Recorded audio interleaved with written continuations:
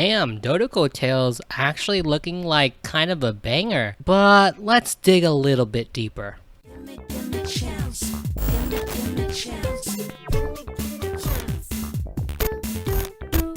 Hey, what's up everybody? Welcome back to the channel. My name is Crypt13, and in today's video, I want to show you some calculations I did for the Dodoco Tales free-to-play weapon that we got with the 1.6 patch, and to see how good of a weapon it actually is, and to determine whether or not it's actually worth investing into. The low base attack and lack of crit on this weapon might be a huge turnoff, but that's what these calculations will hopefully reveal. Before I even get into it though, and these are just my initial impressions and thoughts, but I do think that the passive on this weapon is pretty good, giving both a damage bonus and an attack percent bonus. It's also very easy to have both buffs going on at the same time. And so in order to do these calculations, I'm going to be doing this with a level 80 Yanfei with level 8 talents. I'm also going to be using a 4-piece Crimson Witch set and a 4-piece Wanderer set. I will also not be including the damage buff that Yanfei gets when she is in her elemental burst. And like always with weapons that have natural crit, I use the corresponding circlet to improve the character's missing crit.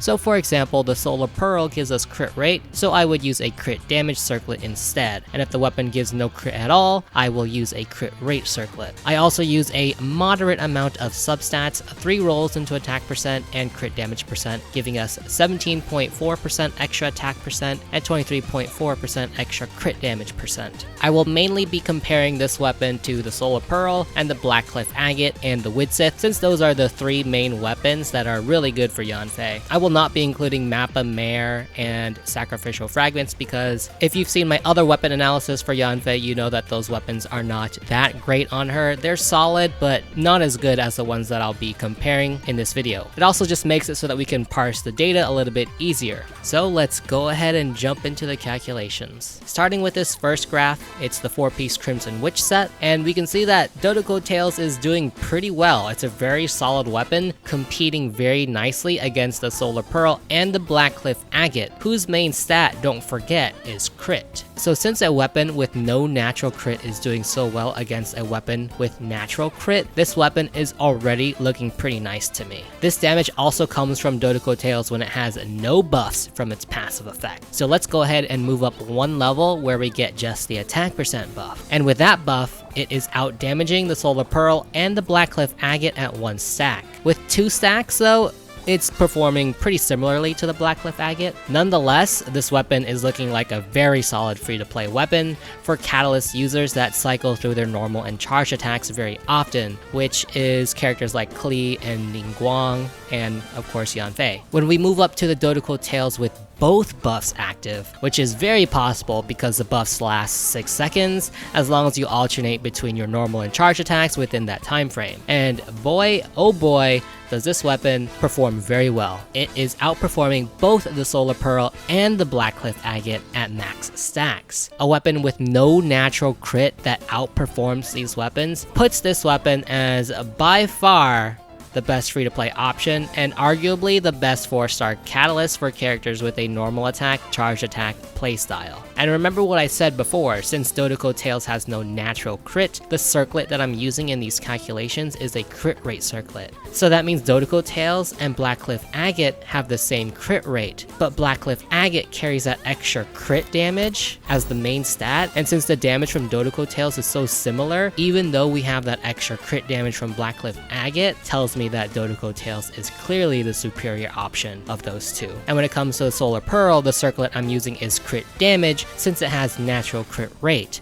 but it's only a natural 27.6% versus 31.1% from a plus 20 crit rate circlet. So if we consider that, Dodoco Tales is also the superior option here. So that means for you guys out there with your own builds, with better crit stats from your artifact substats, Dodoco Tales looks like it's going to be hands down the best 4-star catalyst. Now, if you're still with me, it kind of seems like I'm hyping up the Dodoco Tales as a really good 4-star weapon, weapon, but we need to take a look at this second graph. The second graph is the 4-piece Wanderer set, and we are getting a slightly different story. The Dodoco Tales with both buffs isn't doing as much damage as the Blackcliff Agate with 3 stacks anymore. Instead, it only slightly beats out the Solar Pearl and slightly loses out to the 2-stack Blackcliff Agate. The reason for Dodoco Tales doing so well in our 4-piece Crimson Witch build graph was because of the melt and vaporize damage. So this means that if you can reliably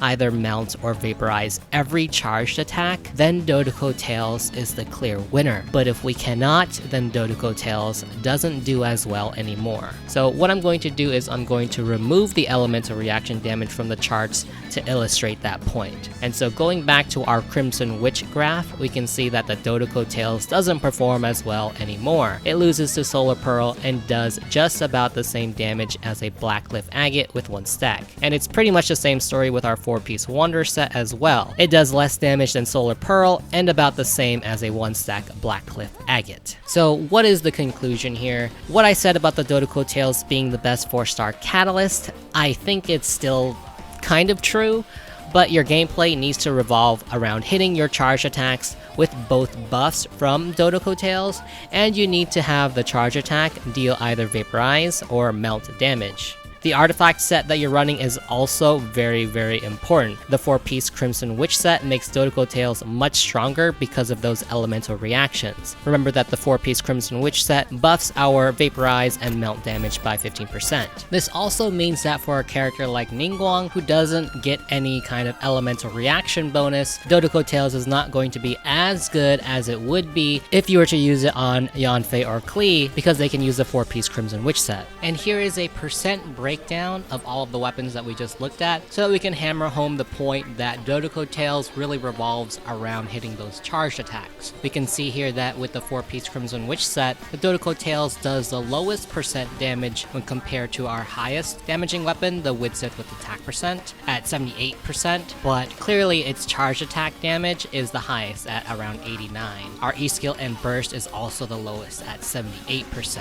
And then clearly our elemental reaction damage is the absolute best, dealing more damage than the Widsith at 108%. And then moving down to the 4-piece Wanderers, it's pretty much the same. Dodoco Tales is the worst when it comes to normal attack and elemental burst and elemental skill, but is always the best when it comes to charge attack damage. So let me know your thoughts down in the comments below. Are you using Dodoco Tales, and who did you decide to put it on? I'm very curious what your guys' thoughts are on this weapon. And of course, these are my thoughts. I think that it's a very good weapon and definitely worth investing into. Anyway, this is the end of the video, so thank you so much for watching, especially if you made it this far. I thank you especially, and until next time, I will see you guys later.